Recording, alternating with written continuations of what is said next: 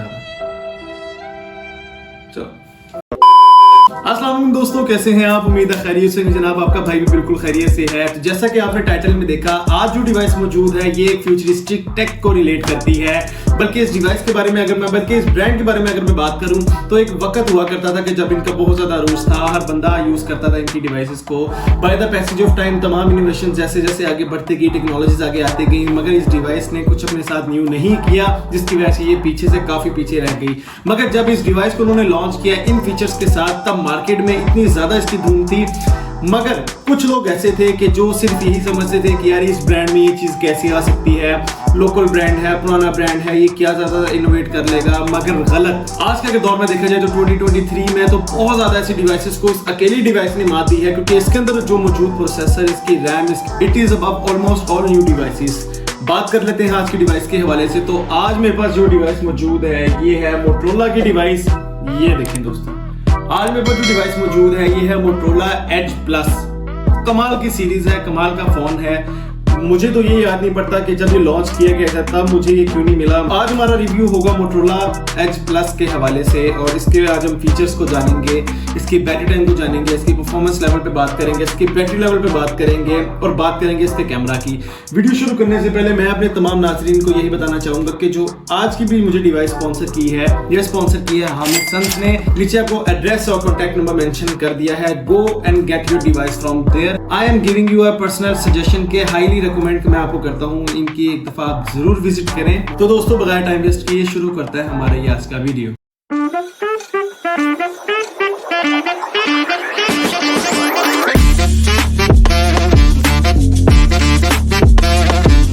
जी दोस्तों, बात कर लेते हैं इस डिवाइस के डिजाइन के हवाले से। तो हमारे पास दोनों साइड्स पे बहुत ज्यादा एज देखने को मिलता है। इसके अगर डिस्प्ले साइज देखा जाए तो ये 6.7 इंचेस का हमारे पास डबल एज डिस्प्ले मौजूद है। अगर मैं इसके रेजोल्यूशन की बात करूं तो 1080 मल्टीप्लाई बाय 2340 इसका रेजोल्यूशन मौजूद है हमारे पास। डिस्प्ले की अगर मैं बात करूं तो इसका ये ओलेड डिस्प्ले है डबल एज स्क्रीन का। 1080 पिक्सल्स मल्टीप्लाई बाय 2340 का इसका रेजोल्यूशन डिस्प्ले का मिल जाता है। 6.7 इंचेस की इसकी स्क्रीन है, जबकि इसमें इस ओलेड डिस्प्ले में 1 बिलियन कलर का इसका जो शार्पनेस है कलर का, वो एक्सट्रीमली हाई है। आप किसी भी प्रीमियम फोन के साथ इसको रिलेट करके चेक कर सकते हैं। इसका जो डिस्प्ले है इट इज लाइक ऑसम। ये 2020 की डिवाइस लॉन्च है, और अगर मैं इसके वेट की बात करूं तो ऑब्वियसली फ्रंट और बैक दोनों कॉर्निंग गोरिल्ला 5 में मौजूद है, इसलिए थोड़ा सा इसका डिवाइस का वेट है। लेकिन इस डिवाइस का वेट इतना बनता भी है क्योंकि इस डिवाइस के साथ आपको जो परफॉर्मेंस देखने को मिलती है वो अब तक के तमाम जितने भी मेरे ख्याल से फ्लैगशिप फोन्स हैं स्नैपड्रैगन के, जिसमें क्योंकि जितने भी फ्लैगशिप फोन्स हैं स्नैपड्रैगन के, उनकी या तो परफॉर्मेंस डाउन होगी, या तो उनका बॉडी रेशियो डाउन हो गई, या तो ज़्यादा से ज़्यादा उनका दोनों ठीक होंगे, तो उनका डिस्प्ले की तरफ से कुछ ना कुछ वो कोई कमी छोड़ देते हैं। मगर इसका तीनों साइड से कमाल का से बेहतरीन है, तो इस हिसाब से इसका वेट बिल्कुल मुझे ठीक लग रहा है। अगर हम इसके फ्रेम की बात करें तो हमारे पास इस फ्रेम के ऊपर की तरफ हमारे पास वॉल्यूम बटन मिल जाते हैं, नीचे पावर बटन मिल जाता है। नीचे की तरफ अगर हम नजर मारते हैं तो हमारे पास यहाँ पे स्पीकर्स देखने को मिलते हैं। साथ ही हमारे पास टाइप सी की पोर्ट मौजूद है। अगर इस टाइप सी की पोर्ट के बारे में बात करें, अप टू 18 वॉट ये wired charging, wireless charging plus reverse charging, इन तीनों के ऑप्शन के साथ ये वेरिएंट मौजूद है। नीचे हमारे पास सिम ट्रे भी मौजूद है, और अगर इस तरफ देखा जाए तो हमारे पास यहाँ पे कोई बटन मौजूद नहीं है। ऊपर की तरफ देखा जाए तो हमारे पास 3.5 mm हेडफोन जैक देखने को मिलता है। अगर इसकी पोजीशनिंग की बात की जाए तो जितने भी प्रीमियम फोन्स हैं अगर उनमें 3.5 हेडफोन जैक को रखते हैं तो वो नीचे की तरफ रखते हैं ताकि उनको यूज करने में आसानी हो। बहरहाल बात कर लेते हैं इसके सॉफ्टवेयर के हवाले से। तो इसके अंदर मौजूद जो सॉफ्टवेयर रनिंग बेस पे है वो Android 12 पे बेस है, और Android 12 से ऊपर तक अभी तक तो इसका कोई अपडेट मौजूद नहीं आया। हो सकता है कि फ्यूचर में इसका कोई अपडेट दें।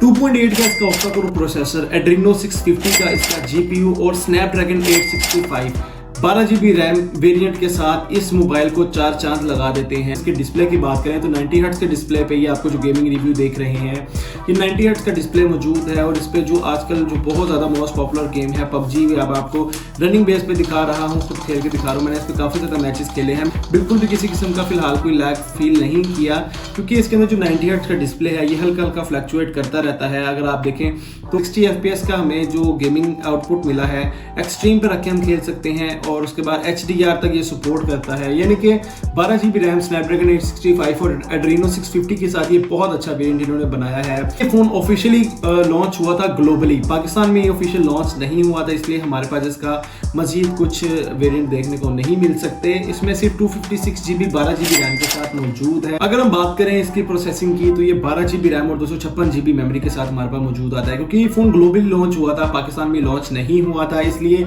इसके अंदर कुछ वेरिजोन वगैरह की ऐप्स है जो कि हमारे किसी काम के नहीं, आप इसको डिसेबल कर दीजिएगा।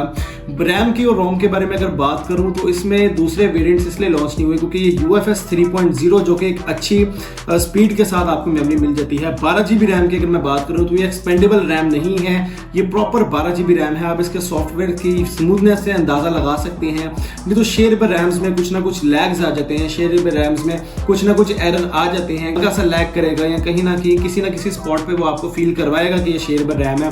मगर जब से मैं इस फोन को यूज कर रहा हूँ, इसका डिस्प्ले एक्सपीरियंस, इसका परफॉर्मेंस एक्सपीरियंस हर लिहाज से बेहतरीन है। फिलहाल अगर मैं इस फोन की स्मूथनेस की बात करूं तो मुझे अभी तक कोई इसका एक्सीडेंटल टच देखने को नहीं मिला, क्योंकि इसका एज बाकी एजेस से बहुत ज्यादा है। मैं आपको एक डेमो भी दिखाता हूं।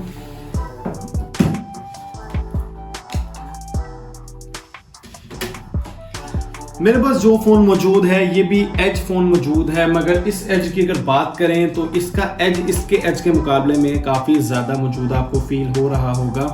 ये दोनों एजेस, ये अलग अलग ब्रांड्स के अलग अलग एज फोन मौजूद है। अगर मैं गैलेक्सी की भी बात करूं तो गैलेक्सी में भी मेरे ख्याल से नोट सीरीज में इतना ज़्यादा एज हमें देखने को मिलता है, वो भी प्रीमियम क्वालिटी नोट में। अगर मैं इस एज की बात करूं तो इस एज में और इस एज में बहुत ज़्यादा फर्क हमें देखने को मिलता है। इस फोन की तो इसमें हमारे पास फ्रेम हाथ में आ जाता है, एज थोड़ा सा ऊपर है। मगर मैं बात करूं अगर इस फोन की तो इस फोन का जो एज है, इसका एज आपके फिंगर्स को भी टच करता है, लेकिन अभी तक कोई भी इस एक्सीडेंटल टच फील नहीं किया। जब भी मैं इस फोन को पकड़ता हूँ, इसको मैं यूज करता हूँ, तो कोई भी साइड से मेरा जब फिंगर्स किसी एज को टच करती हैं तो ये बिल्कुल भी उसको एक्सपीरियंस नहीं कर रहा कि एक्सीडेंटल टच हो रहा है या नहीं। बात कर लेते हैं इसके मेन फीचर कैमरा की। कैमरा के हवाले से अगर मैं बात करूं तो सबसे ऊपर जो हमारे पास कैमरा मौजूद है ये है 108 मेगापिक्सल्स का कैमरा, जो कि आपको 6K रिकॉर्डिंग 30 FPS देता है, 4K रिकॉर्डिंग 30 और 60 FPS देता है। 1080p पे चले जाएं तो बाय डिफॉल्ट आपको 120 FPS का वीडियो आउटपुट देता है। नीचे वाले कैमरे की बात करें तो ये हमारे पास 8 मेगापिक्सल्स का टेलीफोटो कैमरा मौजूद है, जिससे हम बहुत ज्यादा शॉट्स ले सकते हैं। लाइट कंट्रोल करता है, एक्सपोजर कंट्रोल करता है। और सबसे नीचे जो हमारे पास कैमरा मौजूद है ये 12 मेगापिक्सल्स का कैमरा, ये wide camera, wide angle camera मौजूद है, जिससे आप बहुत ज्यादा वाइड शॉट्स ले सकते हैं। इन दोनों की अगर मैं बात करूं तो इन दोनों का फीचर इसमें ऐड ना भी करते तो ये 108 मेगापिक्सल का कैमरा मल्टी फंक्शंस कर सकता था, मगर एनी है किसी ना किसी चीज से तो उन्होंने अपनी चीज सेल करनी है, इसलिए उन्होंने इसको ऐड किया है। बात करें अगर इसके फ्रंट कैमरा की क्वालिटी आउटपुट के बारे में तो ये 180 पिक्सल्स के साथ आपको 30 से अप टू 120 FPS का बैकग्राउंड देता है। इस मोबाइल में एक और बहुत अच्छा फीचर इन्होंने ऐड किया है स्लो मोशन का। 120 हर्ट्ज का आपको स्लो मोशन का आउटपुट रिजल्ट देते हैं। सेंसर्स की बात की जाए तो हमारे पास फिंगरप्रिंट मौजूद है, under display optical accelerometer, gyro proximeter, compass, barometer, ये तमाम सेंसर्स हमारे पास मौजूद हैं। अब बात करते हैं इसमें मौजूद बैटरी की। मोबाइल की बैटरी हो या टैबलेट की बैटरी हो या किसी भी डिवाइस की बैटरी हो, वो उसका एक बेस होता है कि आप उस मोबाइल को किस तरह बूस्ट करते हैं या किस तरह से यूज़ करते हैं। इस मोबाइल में जो बैटरी यूज़ की गई है वो 5000 mAh की लीप्रो की बैटरी यूज़ की गई है। और इस बैटरी को अगर मैं यूज़ करूं, मैंने इस मोबाइल में गेमिंग करके देखी है, बाकी इसको यूज़ करके देखा है, क्योंकि इसकी इस बैटरी की कैपेसिटी के लिहाज से अगर मैं मुसलसल इस पर गेमिंग करूँ तो 4 से 5 घंटे, और अगर मैं इसमें मल्टीमीडिया यूज़ करूँ तो 12 से 15 घंटे इसका बैकअप देगा। हाँ, अगर मैं बात करूँ उसको स्टैंड बाय फ़ोन पे ले जाके यूज़ करने की, मतलब कॉलिंग पे, मैसेजेस पे, या नॉर्मल हमारी जो ज़िंदगी में मतलब यूसेज है मोबाइल का, व्हाट्सएप से रिलेटेड या सोशल मीडिया से रिलेटेड, तो मैक्सिमम एक दिन का इसका जो एंड्रॉयड का यूजुअली बैटरी बैकअप होता है, ये उसका इतना बैकअप तो है। अब बात करते हैं इसके चार्जिंग के हवाले से। इस मोबाइल का जो सबसे बड़ा ड्रॉप ऑफ पॉइंट मुझे ये लगा है कि इस मोबाइल के अंदर जो चार्जिंग पोर्ट मौजूद है ये USB-C टाइप मौजूद है, और इसके जो चार्जिंग की कैपेसिटी है अप टू 15 वाट मैक्सिमम है। यार मेरे ख्याल से आजकल के दौर में अप टू 15 वाट बहुत ज़्यादा कम है, कि जिसने कुछ पैसे खर्चने हैं 50-60 हज़ार रुपये जिसने खर्चना है या 70 हज़ार तक खर्चना है, वो इस मोबाइल के अंदर यही एक्सपेक्ट करेगा कि मुझे जो चार्जिंग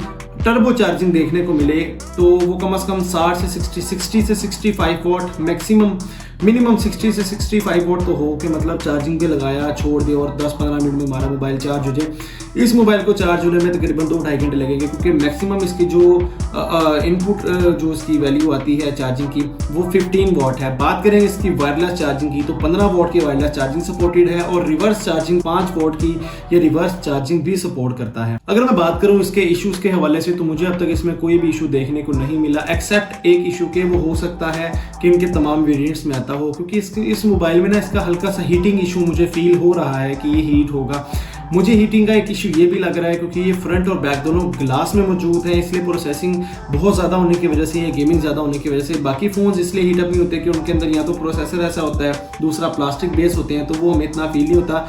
गिलास की बात करें क्योंकि जब मैं इसमें गेमिंग करता हूँ या कुछ भी मल्टीमीडिया यूज़ करता हूँ, इसकी स्क्रीन के गर्म होने की वजह से हमें ये हीट ज़्यादा फील होता है। हो सकता है इसमें ग्लास की वजह से इसका हीट का पॉइंट आगे आ रहा है, क्योंकि मैंने तो ये इतना फेस नहीं किया। जितने भी मेरे यूजर्स हैं आप मुझे ज़रूर बताइएगा कि आपने ये अगर फ़ोन यूज़ किया है तो क्या वाकई में इसमें हीटिंग इशू है। इन फीचर्स के हवाले से आप मुझे कमेंट में जरूर बताना है कि आपको इस मोबाइल का कौन सा फीचर पसंद आया। अगर आप इस मोबाइल को यूज़ करने के ख्वाहिशमंद हैं या अगर आपने पहले यूज़ कर लिया है तो कौन सा इशू आपने इसमें फेस किया है, कमेंट में जरूर बताइएगा। वीडियो को लाइक कीजिएगा, अपने दोस्तों के साथ शेयर करके इस चैनल को सब्सक्राइब कर दीजिएगा, ताकि आपकी इतनी सी एफर्ट से हमारा काफ़ी हौसला बुलंद हो जाता है, काम करने में ज़्यादा मज़ा आता है। एंड एक मेरे भाई ने मुझे मैसेज किया था कि मेरे पास ये जो सेटअप है ये काफ़ी कंजस्टेड है, जब इंशाल्लाह आपका साथ रहेगा तो आगे भी मैं इस तरह वीडियोस डालता रहूँगा। By the passage of time मैं इंशाल्लाह अपना सेटअप ज़रूर बढ़ाऊँगा और ये सब सिर्फ आपके ही ताउन से मुमकिन है। इसी के साथ करते हैं हमारी इस वीडियो को आज यहीं पे एंड। हमारी मुलाकात होगी इंशाल्लाह अगली वीडियो में। तब तक अपना और अपने आसपास के लोगों का बहुत ज़्यादा ख्याल रखें। खुदा हाफिज़।